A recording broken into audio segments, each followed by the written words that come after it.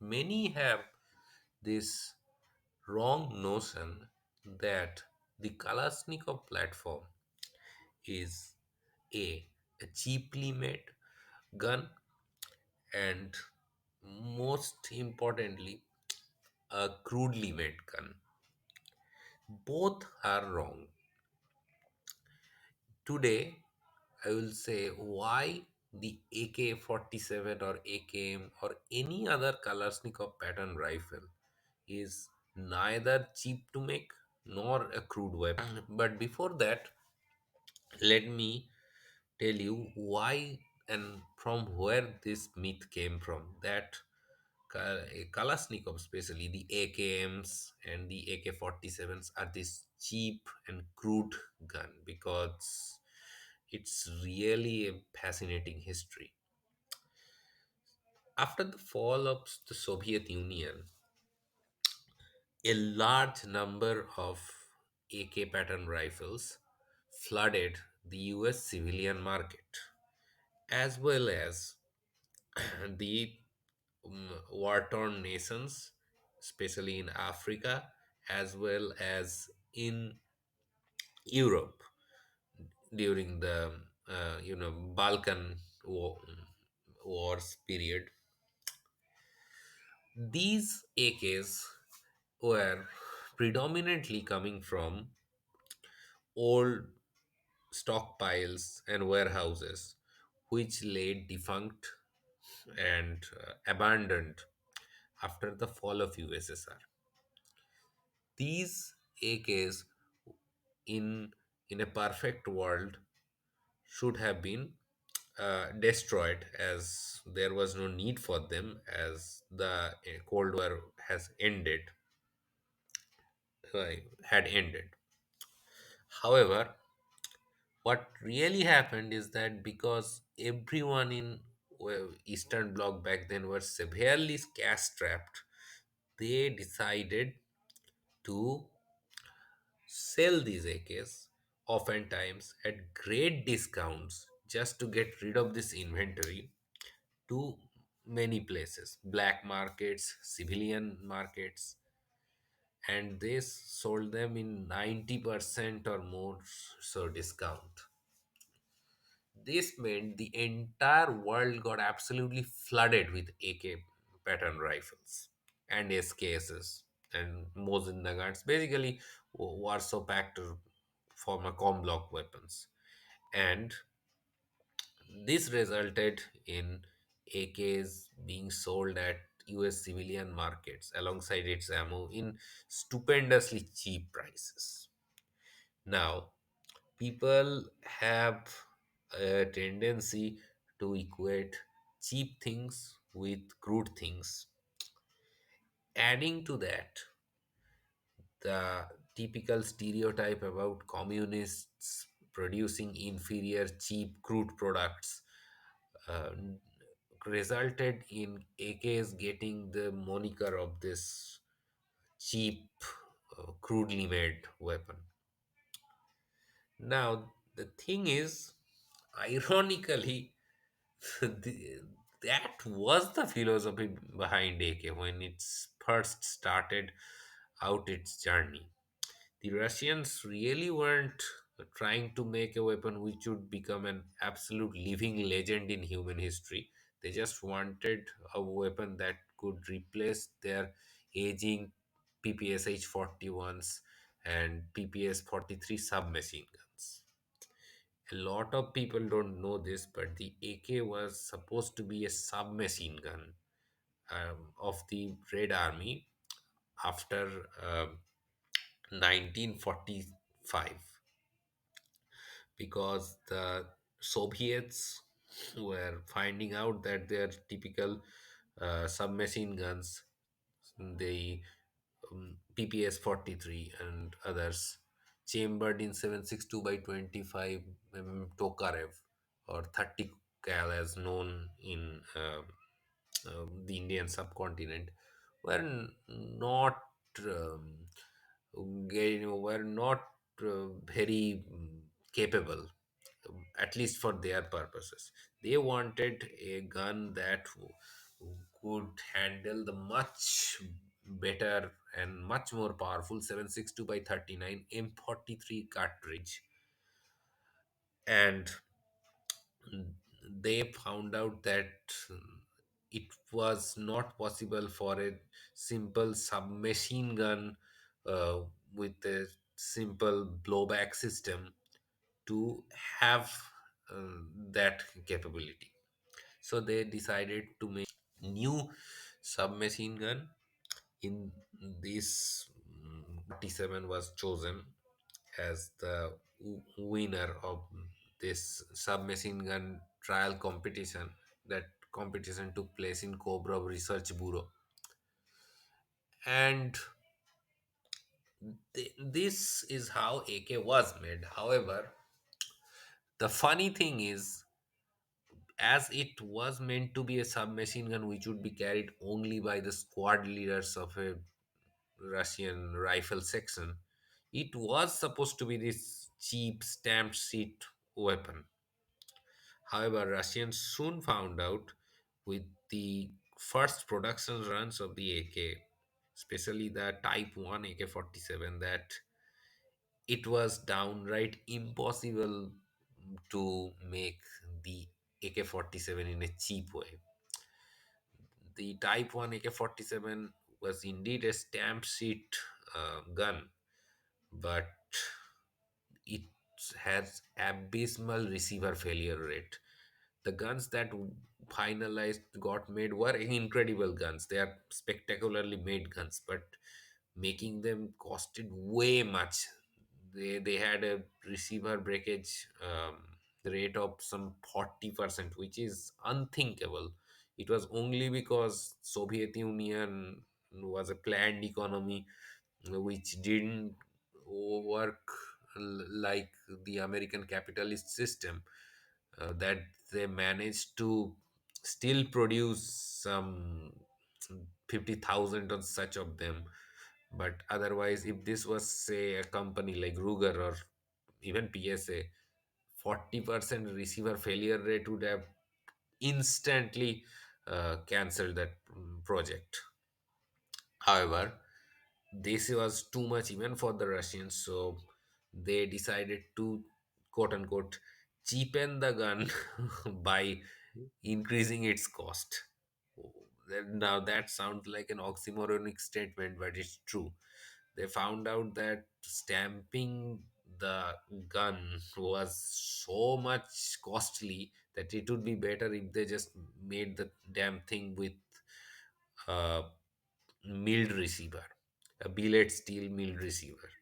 So they say did that. The Type 2 AK 47 and Type 3 AK 47 were both milled receiver, and they just took a gigantic block of steel and cut holes in it in special dimensions so that they could make a proper gun out of it. It wasn't until 1956 that the Soviet stamping capabilities improved in such a way that a stamped sheet AK, which was also economically viable to produce, could have been made. This resulted in 1959 with the production of the first batches of AKMs. The AKM was a stamped sheet metal made or Ijmas mechanical plant in the city of Ijevsk, and it was created only because the captured German scientists helped them with the creation of the stamping material. And now, why I am saying all these things? I'm saying all these things because a lot of people, especially in India, think that creating an AK pattern rifle means that the project cost should be low. Trust me, it isn't. AKs are low cost guns because the Soviets literally created a factory the Ijmas mechanical plant, almost as big as a city. So they could produce the AKs in hundreds of thousands. Now, those who have read economics like me would know there's a thing called economies of scale. Producing 10 units of a thing costs much more per unit than producing thousand of them. AKs have that going for them, or rather, had that going for them. The Soviets were churning out AKs by almost millions, and so was the Chinese, and that resulted in AKs to become a fairly cheap gun to create per unit basis. And adding to that, the whole 1990s Milsar phenomenon resulted in this notion that the AKs are a cheap gun. AKs are not a cheap gun. And in fact, this is one of the reasons why many of the Indian programs for creating AKs run into cost overruns and delays, because a lot of the policymakers who don't know the history or the mechanical intricacies of the AK platform think that creating an AK would mean that it would be very cheap to produce, but it's not. Especially quality AKs are fairly expensive weapons to make, either be it the milled receiver ones or the stamped receiver ones. Forget about India, even in US, companies like PSA, who make excellent AR-15 rifles, an actual cheap firearm to make, they produce AKs which are fairly hit or miss, and the quality control of them differ batch by batch, because they create the AKs in a much smaller scale than what the Ijmas did. So therefore, their quality control isn't the best. Now, regarding the second notion that AKs are some crude weapon, the straight answer to that is no. I do believe, however, that AKs are one of the most misunderstood weapons in entire human history, especially its design philosophy. Because it uses an intermediate cartridge, people tend to think that this was built as a assault rifle like the M16 or the G36 or whatever, but that was not the design philosophy behind AK. The AK was built to be the best submachine gun there is for the Red Army soldier. And it is. Like, it's a submachine gun that has an effective range of 300 meters. That's kind of unthinkable for a submachine gun. People think that the MP5 is the best submachine gun out there. Well, if you stretch the definition, then the AK would be a far better submachine gun than the MP5. However, the thing is, because w- was meant to be a submachine gun, it has some design quirks that don't go with a rifle making philosophy. Just look at the damn selector lever. It goes safe to automatic, then semi. Different from your typical safe semi auto.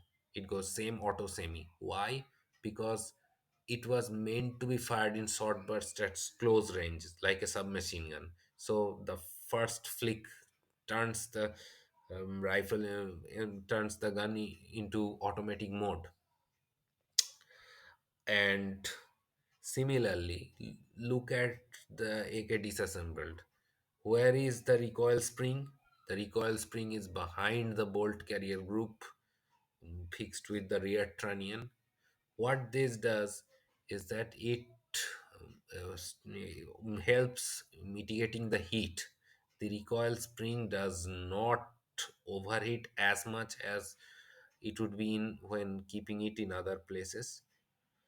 So the AKs can fire much longer when in full auto compared to an AR-15 or other type of gun.